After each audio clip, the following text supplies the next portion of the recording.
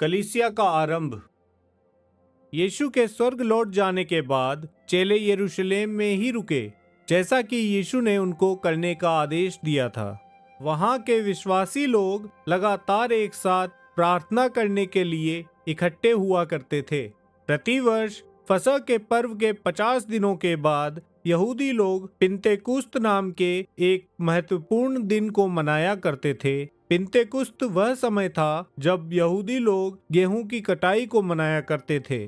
सारे संसार से यहूदी लोग पिन्तेकुस्त के दिन को एक साथ मनाने के लिए यरूशलेम में आए थे। इस वर्ष पिन्तेकुस्त मनाने का समय यीशु के स्वर्ग को चले जाने के लगभग एक सप्ताह के बाद आया था, जिस समय सारे विश्वासी लोग एक साथ इकट्ठा थे। तो जिस घर में वे थे, अचानक से वह तेज हवा की आवाज से भर गया। तब आग की लपटों के जैसा दिखने वाला कुछ सब विश्वासियों के सिरों के ऊपर प्रकट हुआ। वे सब पवित्र आत्मा से भर गए और उन्होंने अन्य भाषाओं में परमेश्वर की स्तुति की। ये वह भाषाएं थीं जिनको बोलने के लिए उनको पवित्र आत्मा ने सक्षम किया था। जब यरूशलेम में रहने वाले लोगों ने उस शोर को सुना तो वे भीड़ के रूप में यह देखने के लिए एक साथ आए कि क्या हो रहा था। उन्होंने विश्वासियों को परमेश्वर द्वारा किए गए बड़े बड़े कामों की घोषणा करते हुए सुना। वे विस्मित थे क्योंकि वे उन कामों को अपनी ही भाषाओं में सुन रहे थे।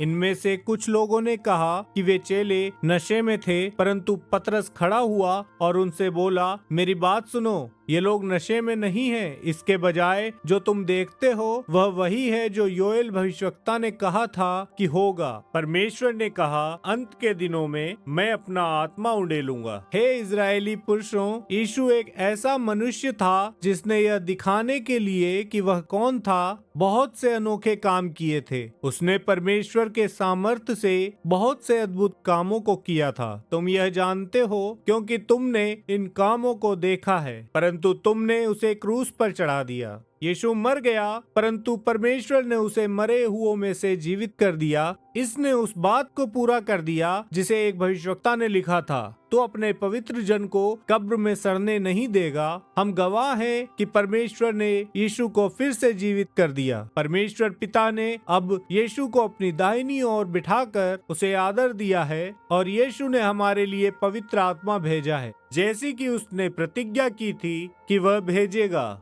पवित्र आत्मा ही उन कामों को होने दे रहा है जिनको तुम देख रहे और सुन रहे हो। तुमने उस मनुष्य यीशु को क्रूस पर चढ़ा दिया, परंतु निश्चित रूप से जान लो कि परमेश्वर ने यीशु को सब चीजों पर प्रभु और मसीह दोनों ठहराया है। पतरस की सुनने वाले लोग उसके द्वारा कही गई बातों से अंदर तक हिल गए थे। इसलिए उन्होंने पतरस और चेलों से पूछा, हे भाइयों, हमें क्या करना चाहिए? पतरस ने उनको जवाब दिया, तुम में से हर एक अपने पापों के लिए पश्चाताप करे ताकि परमेश्वर तुम्हारे पापों को क्षमा करे और यीशु मसीह के नाम से बपतिस्मा ले, तब वह तुमको वरदान स्वरूप पवित्र आत्मा भी देगा। पतरस ने जो कहा उस पर लगभग 3000 लोगों ने विश्वास किया और यीशु के चेले बन गए। उन्होंने बपतिस्मा लिया और यरूशलेम की कलीसिया का हिस्सा बन गए। जब प्रेरितों ने उनको शिक्षाएं दी तो विश्वासियों ने लगातार सुना। वे अक्सर मिला करते थे और एक साथ भोजन किया करते थे और उन्होंने अक्सर एक दूसरे के लिए प्रार्थना की।